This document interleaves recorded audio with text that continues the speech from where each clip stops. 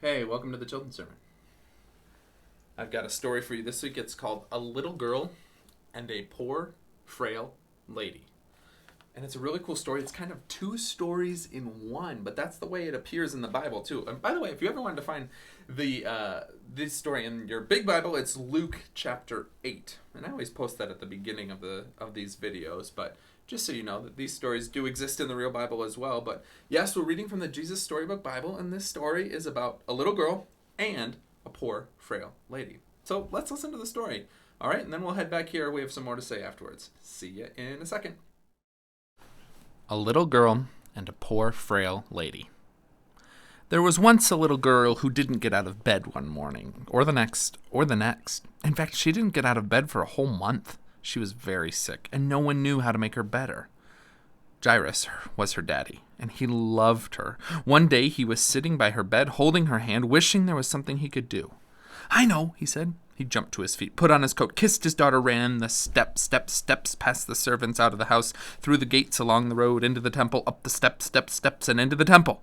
He fought his way through all the people until at last he found who he was looking for. "Jesus," he said, falling at Jesus' feet. "My daughter," he pleaded, "please." But he didn't need to beg, because before he'd even finished speaking, Jesus reached out his hand and helped him up. "I'll come at once," Jesus said. Jairus' eyes filled with tears. Jesus was coming. It would be all right. In those days, of course, they didn't have ambulances, so they had to go by foot.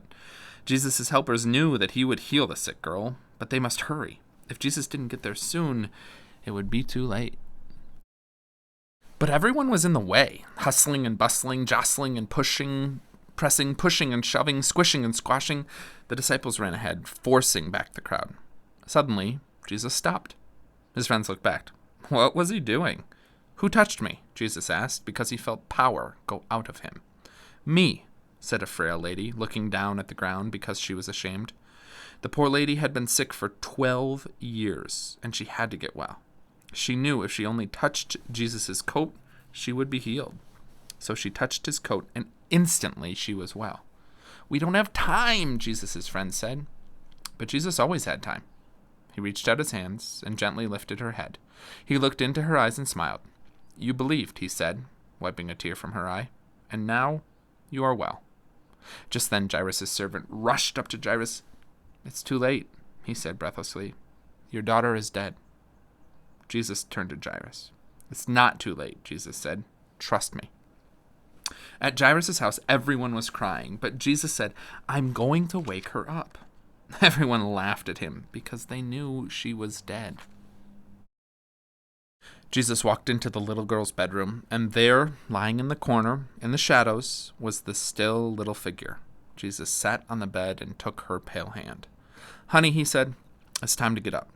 And he reached down into death and gently brought the little girl back to life. The little girl woke up, rubbing her eyes as if she'd just had a good night's sleep, and leapt out of bed. Jesus threw open the shutters and sunlight flooded the dark room. "Hungry?" Jesus asked. She nodded. Jesus called to her family, "Bring this little girl some breakfast." Jesus helped and healed many people like this. He made blind people see. He made deaf people hear. He made lame people walk. Jesus was making the sad things come untrue. He was mending God's broken world. Go. Okay, oh my gosh, this kid's time. Okay, I gotta get ready. Okay, I got this. Okay, I'm so busy today. My science stuff here. Here we go. Alright, here I go. Oh my gosh, I'm so busy. I've got to take care of my Bob Ross little character here, my science experiment, my stuff. For the weekend, I got something. Oh, what in the? What? Gosh, Nate? What? What? What's going on? Are you okay? What's wrong? What happened? I fell down.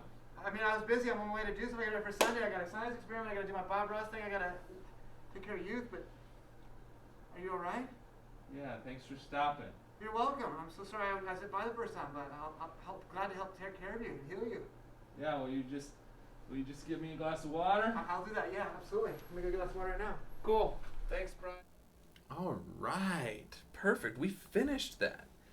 And so it's this great story about how Jesus is always healing people and helping people, as they say, making the sad things come untrue. But it's also a story about how Jesus allows himself to be interrupted and surprised. He was on his way to Jairus' house to heal Jairus' daughter, but as he was going there, this other woman interrupted him, came along his path. And Jesus didn't ignore her. He didn't say, oh, stop, I have more important things to do. No. He healed her too. Jesus does this all the time in the Bible. He seems to always be willing to care for people as they come across his path. And so here's your homework for this week, because we want to put our faith into practice. Your homework this week is to say a very simple prayer. Are you ready for this? It is one of the simplest prayers you could ever say, but it's one of my favorite. The prayer goes like this. Surprise me, God. That's it. That's it. Surprise me, God. That's the whole prayer. But the idea, I want you to say this prayer and then be on the lookout for the ways that God's going to surprise you. I'm sure Jesus might have been a little surprised when that woman came across his path, but he was ready and willing to respond to her needs. And that's what God wants us to do as well, is to not feel like God doesn't want us to be so busy and doing such important things that we miss blessings along the way, that we miss the people who might need our help along the way. So this week, your homework, just say that simple prayer every day.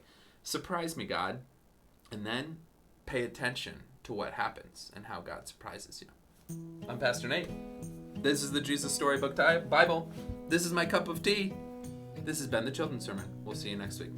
Bye-bye, everybody.